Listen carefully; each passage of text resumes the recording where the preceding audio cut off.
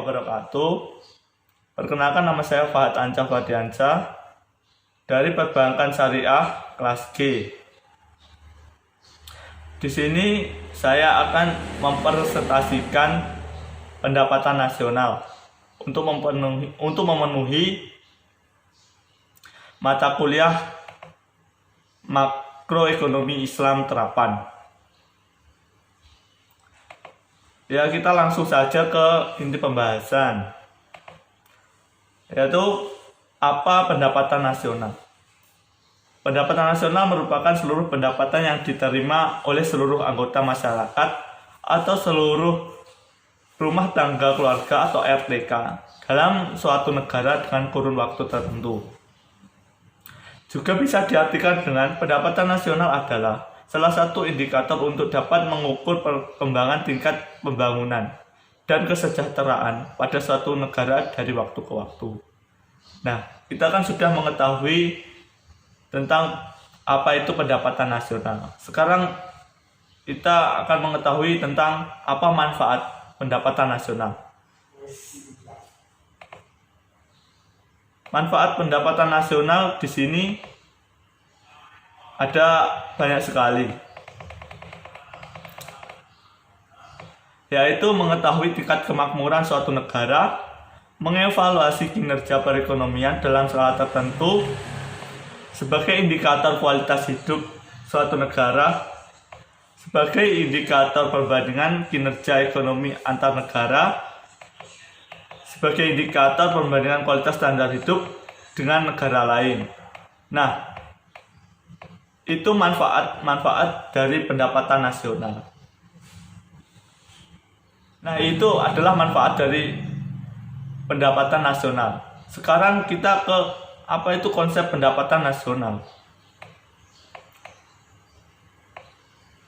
Dalam menghitung pendapatan nasional dibutuhkan kategori-kategori dan pendapatan nasional itu sendiri. Pada dasarnya pendapatan nasional dibagi menjadi 6 produk. Di antaranya adalah produk domestik bruto atau GNP. Di sini yang dimaksud dengan produk domestik bruto atau GNP ini adalah merupakan jumlah produk berupa barang dan jasa yang dihasilkan oleh unit-unit produksi di dalam batas wilayah suatu negara atau domestik selama setahun. Yang selanjutnya adalah produk nasional bruto atau GNP. Produk nasional bruto atau GNP merupakan nilai produk berupa barang dan jasa yang dihasilkan oleh penduduk atau negara nasional selama 1 tahun. Nah, di sini selanjutnya ada produk nasional neto atau NNP. Penyusutan adalah penggantian barang modal bagi peralatan produk yang dipakai dalam proses produksi. Umumnya itu bersifat taksiran sehingga dapat menimbulkan kekeliruan meskipun relatif kecil. Nah, selanjutnya adalah pendapatan nasional neto atau NNI. Pendapatan nasional neto atau NNI merupakan pendapatan yang dihitung menurut jumlah balas dan jasa yang diterima oleh masyarakat sebagai pemilik faktor produksi. Terusnya adalah pendapatan perseorangan atau PI.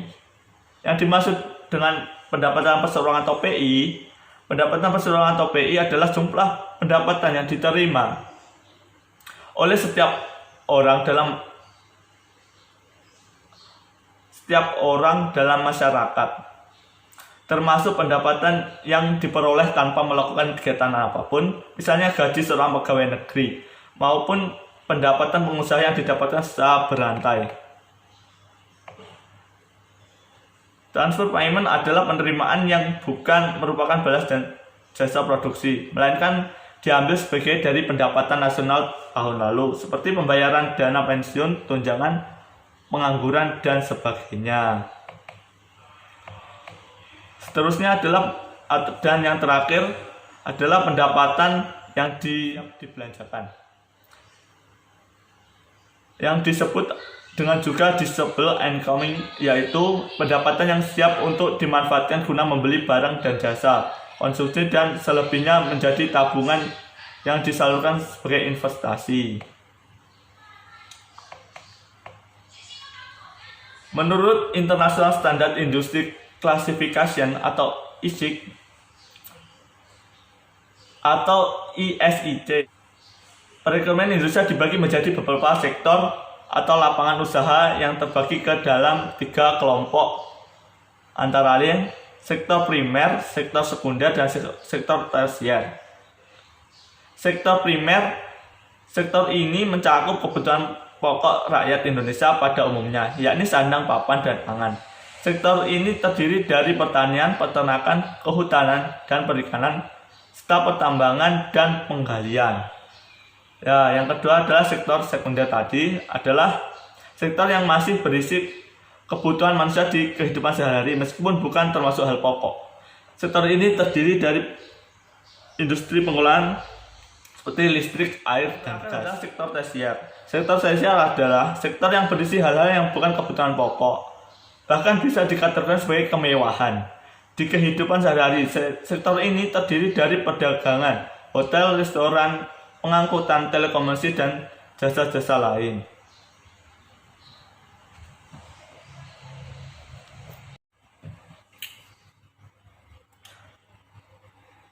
Selanjutnya, kita akan membahas tentang hubungan antara APBN dengan pendapatan nasional.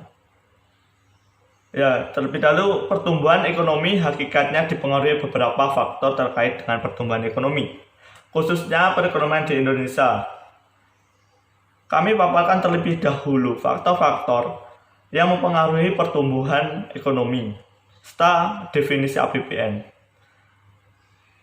Di sini, definisi APBN adalah kebijakan pemerintah di bidang fiskal yang bertujuan untuk pembangunan di Indonesia yang bisa diukur dengan menambah pendapatan nasional.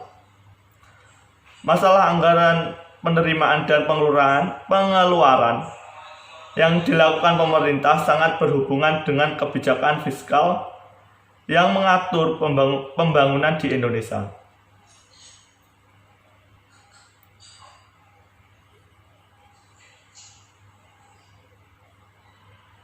APBN itu mengatur sebagian dari pembangunan di suatu negara.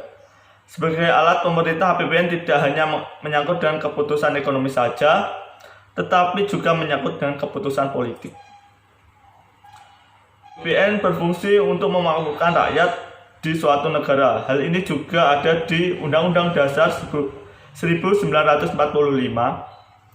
Pasal 23, Ayat 1, yaitu anggaran pendapatan belanja negara sebagai wujud dari pengelolaan keuangan negara yang ditetapkan setiap tahun dengan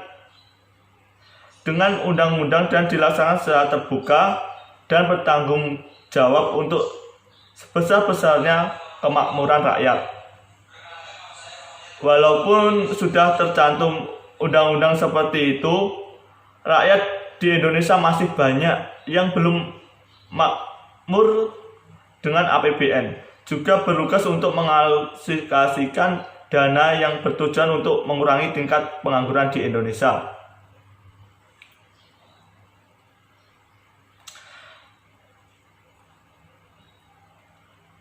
APBN dan pertumbuhan ekonomi merupakan dua hal yang tidak bisa dipisahkan. Alokasi dana yang terdapat di APBN digunakan untuk pembangunan. Dengan adanya pembangunan, ekonomi akan tercipta penumbuhan ekonomi. Beberapa kebijakan dalam pengelolaan APBN senantiasa diarahkan kepada terciptanya pertumbuhan ekonomi. Ya, cukup sekian presentasi dari saya. Ada kurang lebihnya mohon maaf. Bila taufik wal hidayah. Wassalamualaikum warahmatullahi wabarakatuh.